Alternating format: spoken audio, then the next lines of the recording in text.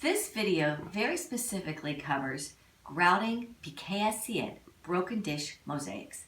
It's a little trickier than grouting other kinds of mosaics. I have two different gray colors here, and I just want to see if it might be worth grouting two different tones of gray. I'm going to try sprinkling these two different grout colors in a few different places, just spreading out with my finger to see how I feel about them, to see if one is better than the other. Always wear a mask when you're working with grout in the powdered form. It's just not healthy. So I'm going to take all this, just gently put it over my trash can down here, and then with a dried chip brush, brush out any extra. And now we're going to mix some grout.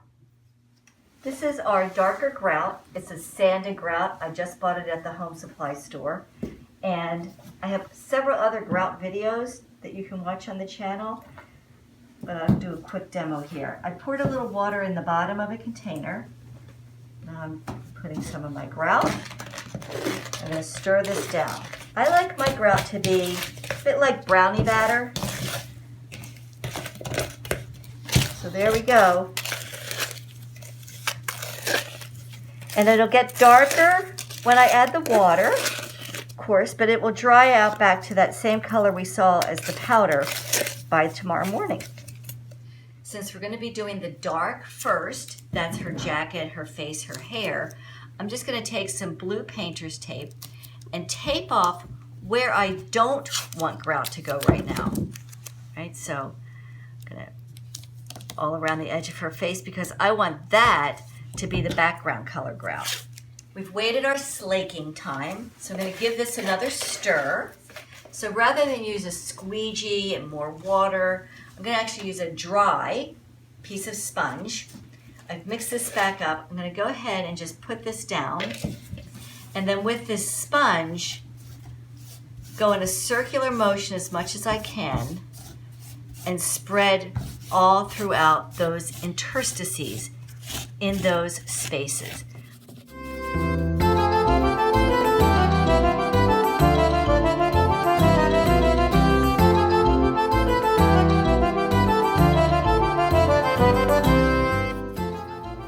While I'm waiting for this to cure out, and you can see it's curing out more quickly on these larger pieces, I can take a Q-tip and start digging out some of these places where it's really different thicknesses. As you can see, the grout has started to go back to the powder. It's really drying out here. So that area I could start to wipe off. The caution with grout overall is don't be in a hurry to take it off, yet don't be too late to take it off. So I'm just going to, with a dry paper towel, I'm not reintroducing water unless I really have to. I'm just doing like a 75% wipe off. So I've done about as much as I can on this for now. Remember, this grout's going to dry out quite a bit lighter, like it is as the powder. I'm taking a nice low profile to pull off the tape. And now I can go back with some kind of picking tool, a bamboo skewer, another Q-tip, and clean out areas where the grout is that I don't want it. And because I'm making the choice to do this in 2 sittings, this will be very clean, the line around her head. I finished grouting the face and the jacket of my mom, and now I'm going to do the background in a slightly different tone of gray. So I had untaped, now I'm retaping so that I can protect the part I already did and grout with the other color. I let my grout slake, giving it a good stir. I'm going to go ahead and put some on the pink area. Same technique as yesterday.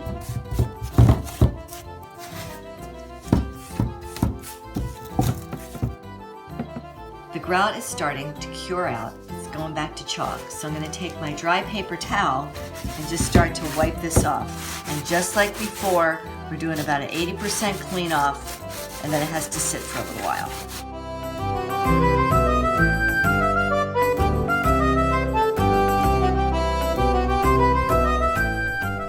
Mom's neck has given me a devil of a time.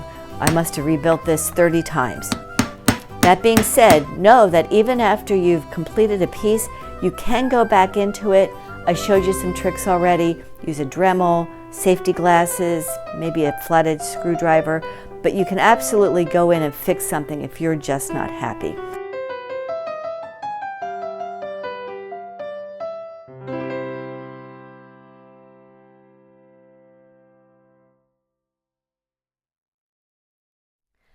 I thought you might enjoy knowing how I created my pattern for this mosaic.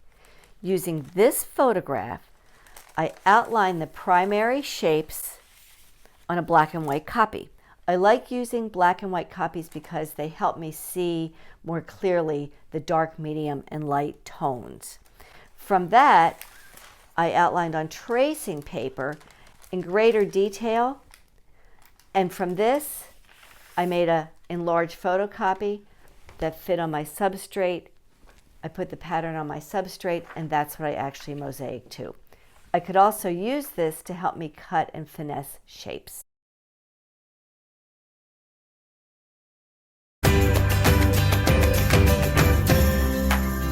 Please subscribe to our YouTube channel. And remember, life's a mosaic. You pick the pieces.